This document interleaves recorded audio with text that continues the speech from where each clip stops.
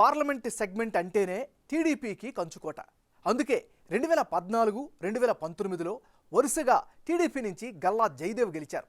అలాంటి చోట టీడీపీని కొట్టాలంటే వైసీపీకి గట్టైనోడు కావాలి, ఆర్థికంగా నిలదొక్కున్న వ్యక్తి కావాలి. అందుకే జగన్ గుంటూరు ఎంపీ అభ్యర్థి విషయంలో మార్పులు చేర్పులు చేస్తున్నాడు. తాజాగా పొన్నూరు ఎమ్మెల్యే కిలారు రోసయ్యను గుంటూరు లోక్సభ ఇన్ఛార్జిగా నియమించారు.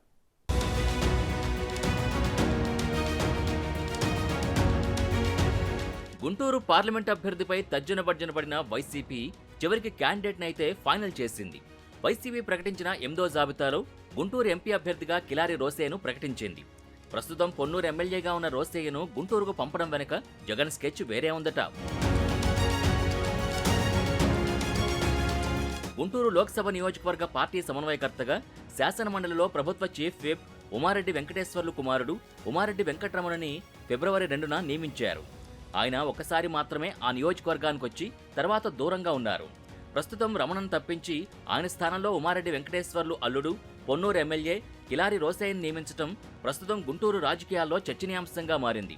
వెంకటరమణ పోటీకి నిరాకరించడంతోనే జగన్ ఈ నిర్ణయం తీసుకున్నట్టు తెలుస్తోంది. గుంటూరులో ఎక్కువగా కాపు సామాజిక వర్గం ఉంటుంది. ఈ నేపథ్యంలోనే గుంటూరు ఎంపీ స్థానాన్ని బీసీ నేతలకే కేటాయించాలని నిర్ణయించారు.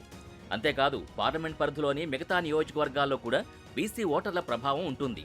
అందులో భాగంగానే ఆ నియోజకవర్గాల్లోనూ బీసీ నేతలకే సీట్లు కేటాయిస్తున్నారు. బలహీన వర్గాలకు ఎంత ప్రయారిటీ ఇస్తున్నామనేది సీట్ల ద్వారానే చెబుతున్నామనేది వైసీపీ వర్గాల మాట.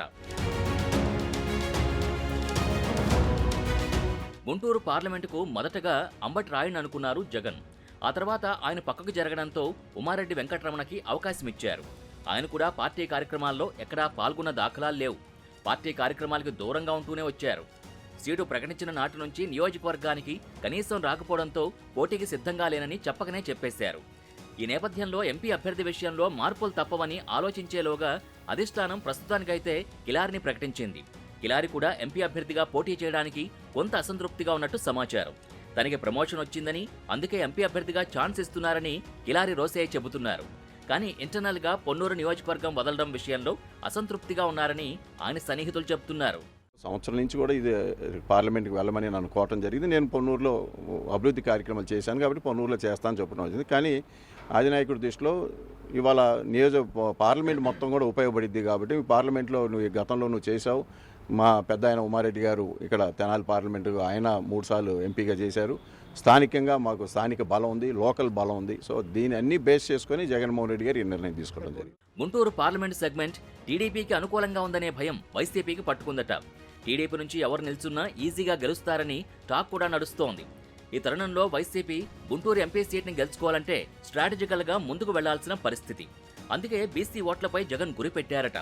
అందులో భాగంగానే బీసీ క్యాండిడేట్లని బరిలోకి దింపుతున్నారు. గుంటూరు పార్లమెంట్ నుంచి బరిలో దిగే అభ్యర్థి ఆర్థికంగా ఎక్కువ ఖర్చు పెట్టాల్సి ఉంటుందట. అందుకే అక్కడి నుంచి పోటీకి అందరూ వెనకాడుతున్నారని ప్రచారం జరుగుతోంది. ఒకవేళ పోటీలో నిలిచినా గెలిచే అవకాశాలు ఉంటాయా ఉండవా అనేది అభ్యర్థులు అంచనా వేస్తున్నారు. గుంటూరు పార్లమెంటుకు సంబంధించి గతంలో చూస్తే ఒక్క సీటు తప్ప మిగిలిన సీట్లన్నీ కూడా వైసీపీనే గెలుచుకుంది. ప్రస్తుతానికి గుంటూరు పార్లమెంట్ పరిధిలోని మంగళగిరి, తాడికొండ, పత్తిపాడు, గుంటూరు 1, 2, తెనాలి, పొన్నూరు మొత్తం 7 నియోజకవర్గాలకు సంబంధించి ఎమ్మెల్యేలు వైసీపీ వారే ఉన్నారు. గుంటూరు పార్లమెంటుకు సరైన అభ్యర్థి గనక నిలబడితే ఆ సీటుని సొంతం చేసుకోవడం అనేది పెద్ద విషయం కాదు అనేది వైసీపీ ఆలోచన. అధిష్టానం ఆలోచన ఎట్లా ఉన్నా అభ్యర్థులు మాత్రం తాము ఖర్చు పెట్టి మరీ ఓడిపోతామా అని ఆలోచనలో పడిపోయారట. ఈ తరుణంలో కిలారి రోసయ్య సంతృప్తిగానే పోటీలో నిలుస్తారా లేకపోతే పక్కకు తప్పుకుంటారా అనేది వేచి చూడాలి.